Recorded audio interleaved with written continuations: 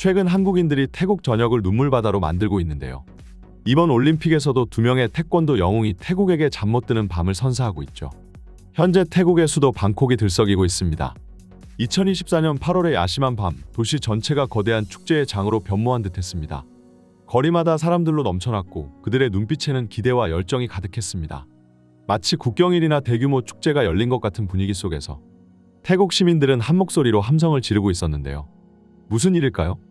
바로 태국의 국민 영웅 파니파크 웡파타나킷의 올림픽 결승전 경기가 있는 날이었기 때문입니다. 파리 그랑팔레에서 열리는 태권도 여자 49kg급 결승전. 이곳에서 파니파크는 역사를 새로 쓰려 하고 있었습니다. 도쿄 올림픽에 이어 2번째 금메달에 도전하는 그녀의 곁에는 한국인 스승 최영석 감독이 함께했는데요. 이 경기는 단순한 스포츠 대결을 넘어 태국의 자존심을 건 승부였습니다. 오랫동안 중국의 그늘에 가려있던 태국이 이제는 당당히 세계 무대의 중심에 서고자 하는 열망이 이 한 경기에 모두 담겨 있었기 때문이죠. 방콕에 모인 수많은 국민들은 파니파크가 강력한 도전자인 중국 선수를 반드시 꺾어주길 간절히 바랐습니다.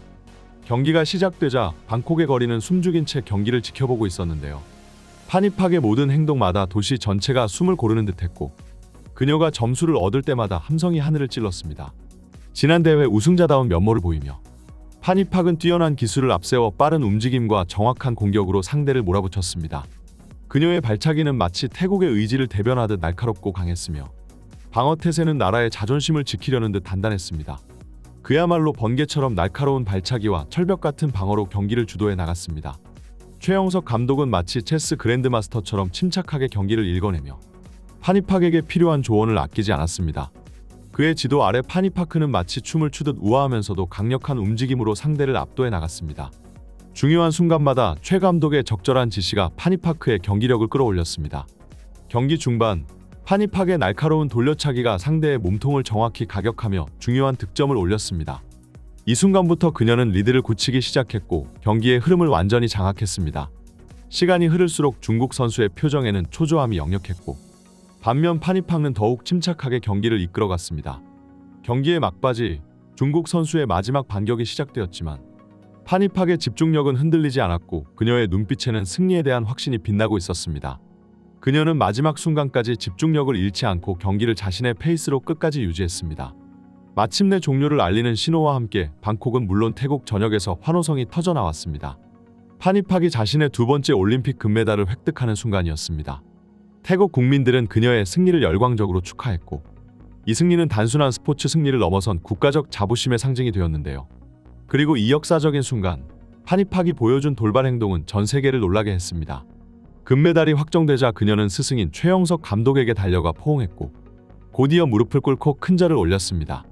눈물을 흘리며 한참을 일어나지 못하는 그녀의 모습에 경기장은 물론 TV 앞에 수백만 시청자들까지 숨을 죽였죠. 최영석 감독은 2002년부터 태국 태권도 대표팀을 이끌어왔습니다. 타이거 최라는 별명답게 그의 훈련 방식은 호랑이처럼 엄격했지만 동시에 선수들의 인성교육에도 큰 비중을 두었습니다. 그의 철학은 단순히 메달을 따는 것이 아니라 태권도를 통해 인격도 함께 형성하는 것이었습니다. 파니파크의 금메달 획득 후 보여준 행동은 이런 최 감독의 교육 철학이 결실을 맺은 순간이었습니다.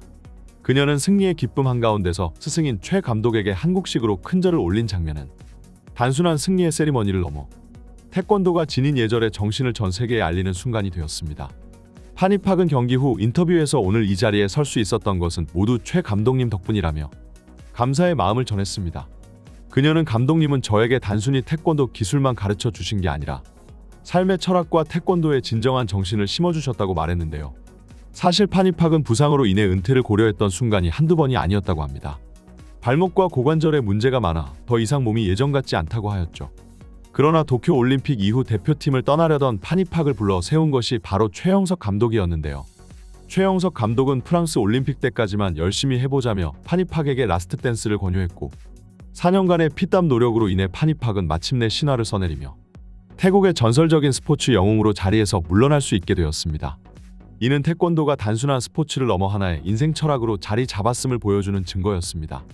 태권도는 이제 전 세계에서 예의와 무를 갖춘 스포츠맨십의 상징과도 스포츠로 널리 알려져 있는데요.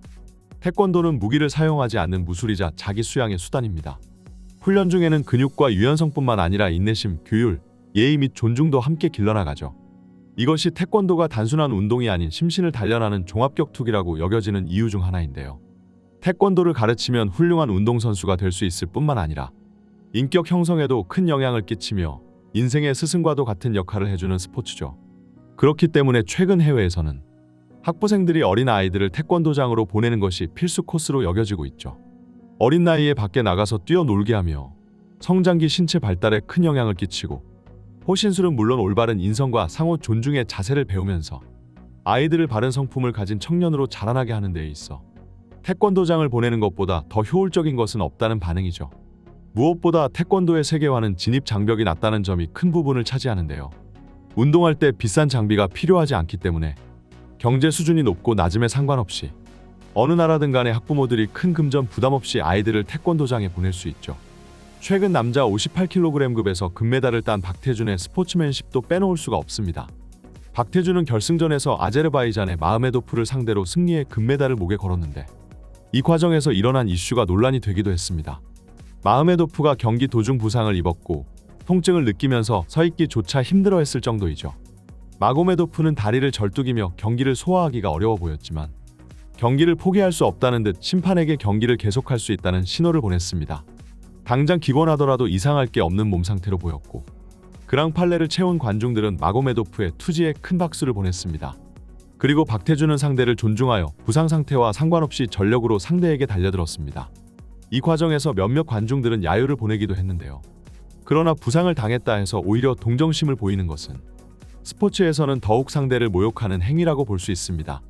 박태준은 끝까지 인정사정 없이 마흐메도프를 밀어붙였고 세계 정상에 섰습니다. 그리고 그는 환호를 하기보다는 가장 먼저 상대 선수에게 달려가 마흐메도프의 부상 상태를 걱정해 주었죠.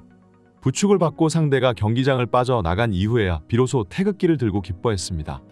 박태준은 경기 후 인터뷰에서 경기는 상대가 포기하거나 그만둘 때까지는 최선을 다하는 것이 상대에 대한 예의라고 배웠다. 시상식 때 상대를 부축해주면서 미안하다고 했고 상대도 경기에서 당연히 일어날 수 있는 일이라며 괜찮다고 축하해줬다고 말했습니다. 이 경기에서 일어난 한 장면은 태권도의 정신을 잘 보여주는 순간이 되었습니다.